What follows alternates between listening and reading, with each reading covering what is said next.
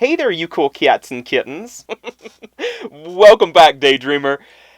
Today, let's talk about learning from our airbrushing mistakes.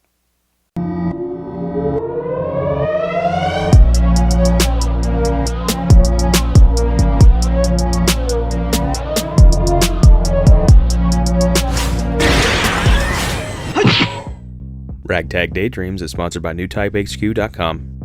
So as you will know, if you have been keeping up with this channel and with me, I love it when I make mistakes on kits, to an extent, to a point, only because I get to learn things to do or not to do and become a better model builder and customizer. So this week, I started painting the Zagok, and part of that is of course priming, then possibly priming with a surfacer like Mr. Hobby Surfacer 1500. I do use that. I have in black. I don't have it in any other colors because my hobby store doesn't have it, and I usually get most of my paints in person at my hobby store. Now recently, of course, with everything being shut down and closed down and whatever, some of the places still have curbside. My local place does, but I don't know, the Mr. Servicer brand stuff and those kind of things are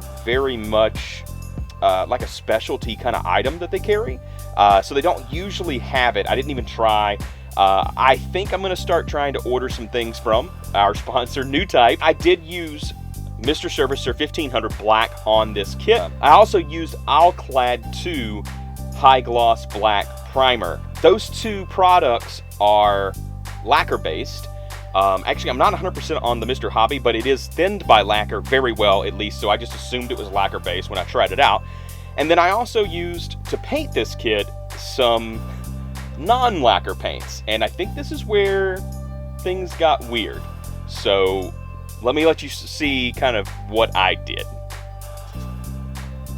Basically, here's me priming all of the pieces. I did go ahead and tape up the rubber hoses on the arm pieces and the leg pieces, and I'm just going to prime them in the Mr. Servicer 1500.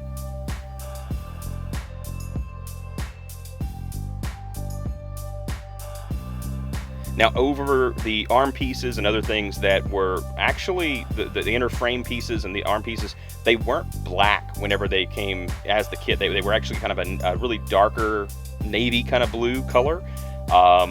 In that case, I actually used Vallejo product and just gave it a dark blue over that black.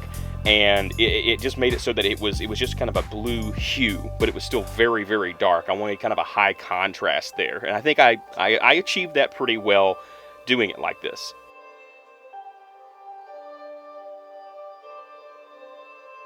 All right, so you guys can see the difference in what I'm trying to talk to you about. This is the blue piece.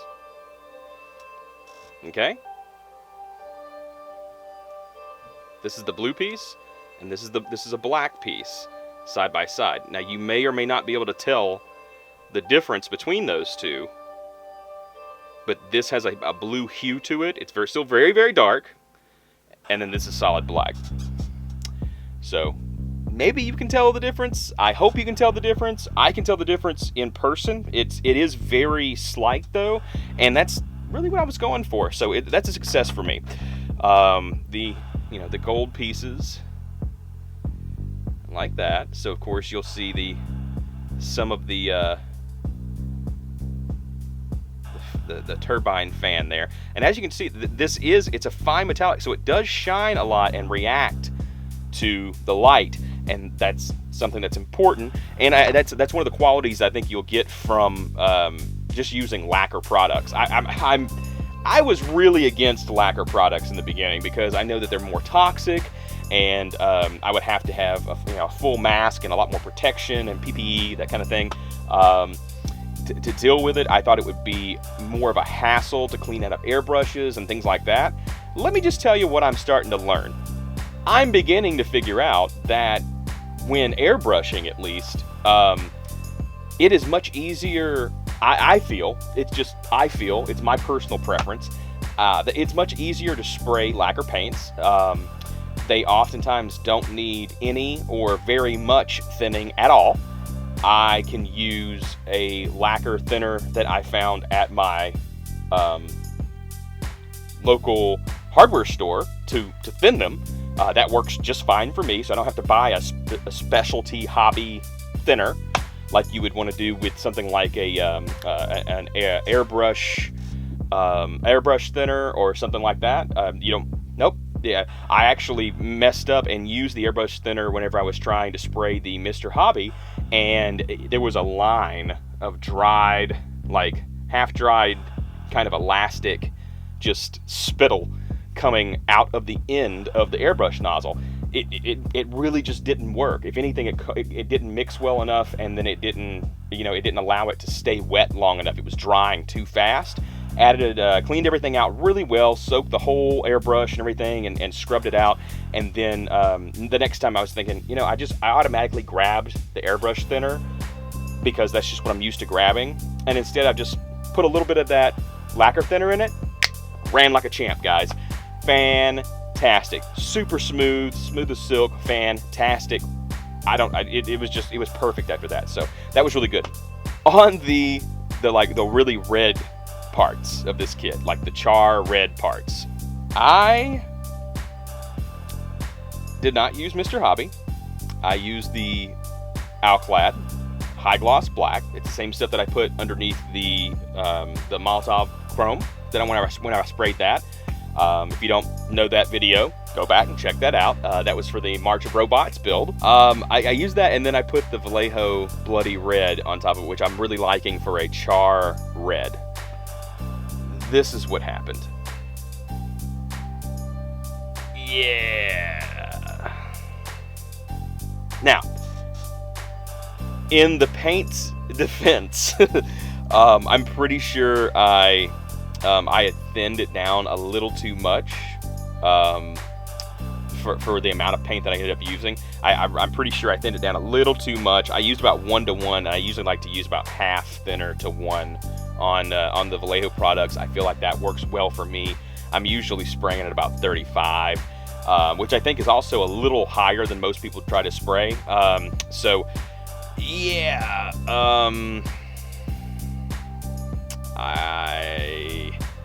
I don't know. If you ever wanted to do a crackle effect, trust me, just put down a high gloss lacquer base coat, and then go over it with a water-based or like a Vallejo product or something similar, and thin it down just a little more than you normally would, and then do light coats, and then as you can kind of see, just a little bit of the paint kind of trying to run to the corners and stuff like that, like leave it, and then do light coats and light coats and light coats right as it's starting to dry, so that it stays in place and it doesn't just completely gob up, and you'll get that effect. That's true. But with mixing these paints together, I'm starting to realize that something with a high gloss, when you're using lacquer paints, it doesn't really, like the Vallejo products, the water-based products, things like that, they don't want to stick to that. Something like the Mr. Hobby, where you're actually putting down, like I'm using Surfacer, which I really consider that a primer. It's just a Surfacer primer. If I'm completely wrong about that, and it should always be used with a primer product and a Surfacer, let me know in the comments below. But I think that it works really well with those other products, because this is part of the foot that I did with that custom kind of, like, it's almost a color shift the way that the colors change there. But this is something that I mixed up myself, and I think it looks really cool. It has almost a pink magenta look to it, and then it fades to almost like a cobalt silver kind of look. I dig it. So I will have to possibly sand. I'm hoping that I can, because of the lacquer underneath, I'm hoping that I can take a little bit of like a Tamiya thinner and just smooth out any of those crackles kind of spots, and then wait for it to dry and repaint those. I hope. God, I hope. I hope I don't have to sand everything down to plastic and do it again, because that would be a huge pain in the ass. I just don't want to do that. Remember, we're going to be using this saw coming up, and that will probably be next week's video. So keep updated with this video series to see that. Also, we will be breaking out our Tamiya weathering kits again at some point, and I will also be doing some fine detail work with a brush to bring out some of the details underneath, you know, the different sections of the how the armor layers and everything like that. In between those parts, there's a lot of good detail there, and I need to bring that out and make it pop. So that is all coming up as well. So I know I did a lot more talking in this video, and I apologize if you don't like the talking head kind of segments and you just want to kind of see everything. I just really don't have a good setup in my paint area right now. The lighting is off. I don't want to take all of my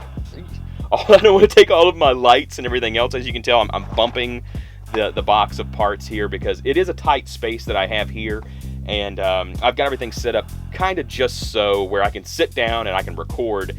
So I really don't want to remove any of these lights to go and do something like that. So I'm still working on that, guys. I'm also working on, I've actually got a back-ordered Logitech webcam that was it's been recommended time and time again as one of the best webcams. I finally found one, and then when I ordered it, I noticed it was on back order, and they said that they would let me know as soon as it came back in stock. So awesome.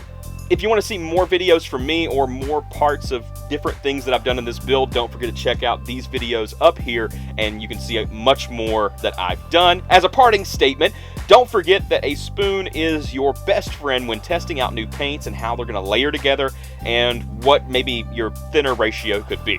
Until next time, Daydreamer, I'm Justin, your Ragtag Daydreamer, and I'll see you soon. Spoon!